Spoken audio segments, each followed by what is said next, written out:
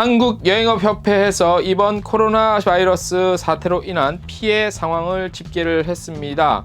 관련해서 고용유지 지원금의 제도에 대한 지적도 있었습니다.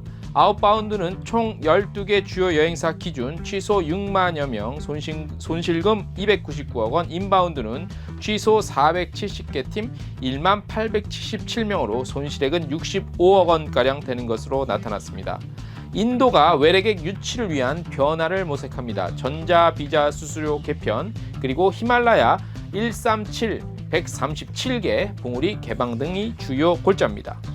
아시아나항공이 바이러스 확산 방지에 최적의 기종으로 알려진 A350 기종을 추가로 도입했습니다.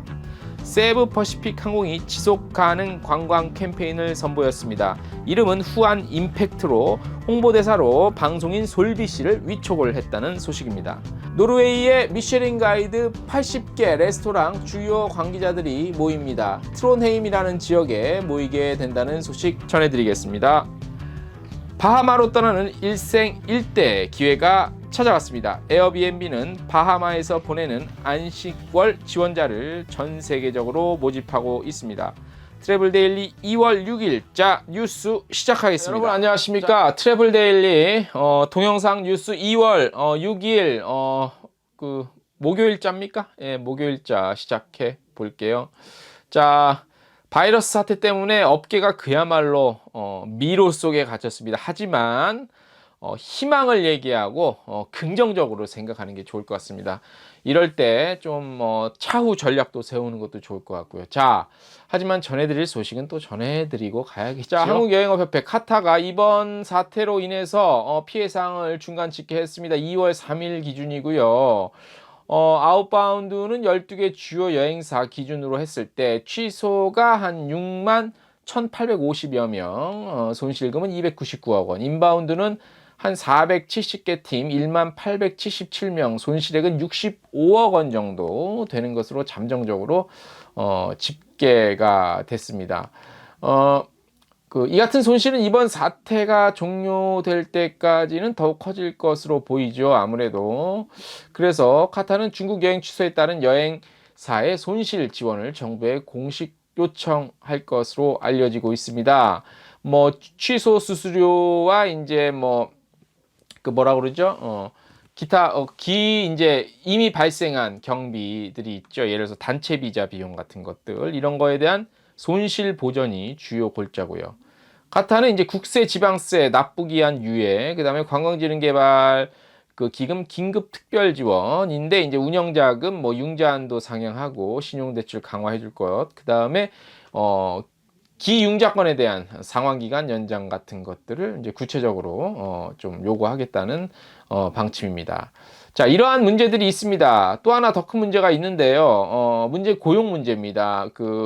사실 이번 사태 이전부터 꾸준히 제기돼 왔었습니다. 일부 여행사 중심으로, 특히 인바운드 중심인데, 정부, 그러니까 고용노동부에서 시행하고 있는 고용유지 지원금 제도라는 게 있습니다. 요걸 이제 대한민국의 모든 기업들에 대해서 고용노동부가 집행을 하고 있는데, 아무래도 현 정부의 이제 어떤 주요 정책 중에 하나가 취업률 증가 또는 고용률 상승, 이런 것들 지표가 있어야 되니까 웬만하면 기업에서 직원을 소위 이제 자른다고 표현하죠. 이런 것보다는 유지를 하려고 도와주고 있습니다. 그래서 고용 지원금 제도를 실시하고 있는데, 이 제도가 그냥 돈을 막 주는 제도는 아니고, 고용보험 직장에서 들잖아요. 그런 것들을 이제 고용보험 납부액을 돌려받는 형식으로 되는데, 아무래도 기업, 잘 안 되는 기업, 특히 여행사 같은 경우는 요즘 힘들잖아요. 그래서, 그래서 이제 고용보험금을 못 낼 경우에는 사실 어떻게 보면 현실적으로 돌려받지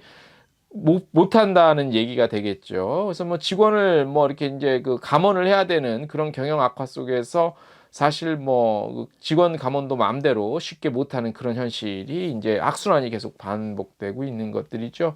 그래서 이제 여행사에서는 사실 현실적으로 쉽지는 않지만, 이런 것들이 이제 고용노동부보다는 문화체육부, 관광부에서 직접 집행해 줄 것을 이제 요구하고 났습니다. 아무래도 여행사의 사정을 좀 알 알아들을 수 있을 거라는 생각이겠죠. 하지만 국가 정책의 어떤 일관성 같은 것들, 그다음에 현실성을 감안했을 때 쉽지 거의 뭐 불가능한 일일 것 같다는 개인적인 생각은 듭니다. 아무튼 이런 문제가 더 큰 문제가 될 수 있다는 그런 얘기죠.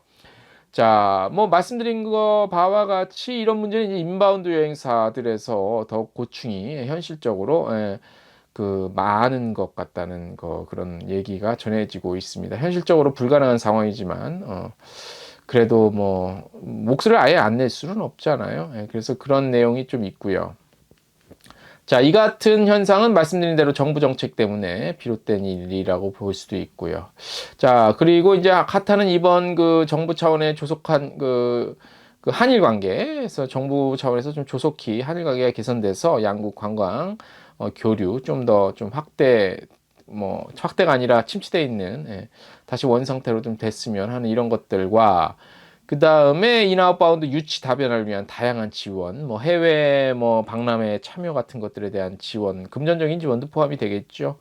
그런 부분들에 대한 요구가 아마 포함이 되어 있습니다. 포괄적으로요. 그래서 저희가 취재를 해보니 아마 이번 사태로 인해서 한국여행업협회에 많이 좀 이렇게 하소연이겠죠. 뭐 회비 내는데 도대체 협회에서 뭐 하냐 이런 소리가 많이 들리는 모양이에요. 근데 아닌 말로 카타가 무슨 백신 개발 업체도 아니고 그 심정은 이해됩니다만 뭐 그런 좀 아무튼 답답하니까 그러겠죠.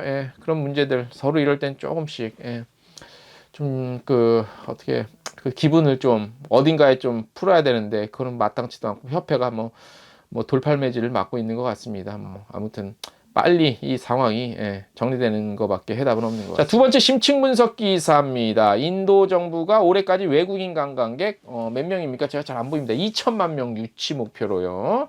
전자비자 수수료 인하, 히말라야 봉우리 개방, 외국어 안내 간판 설치, 그 다음에 정부가 지정하는 관광지에 야간 조명 같은 것들 추가로 설치하고 해외 홍보 등 아주 거의 그러니까 대대적인 혁신 작업을 추진한다고 하네요. 그 전자비자 수수료 인하는 이제 그 5년 전자비자죠. 이게 얼마입니까? 수수료 미화로 제가 잘 안 보여서 그런다. 죄송합니다. 30분입니까? 이런 것들 1년 전자비자 수수료 또 1개월 단기 전자비자 뭐 그런 것들 가격에 대해서 좀 재정립한다는 그런 얘기고요.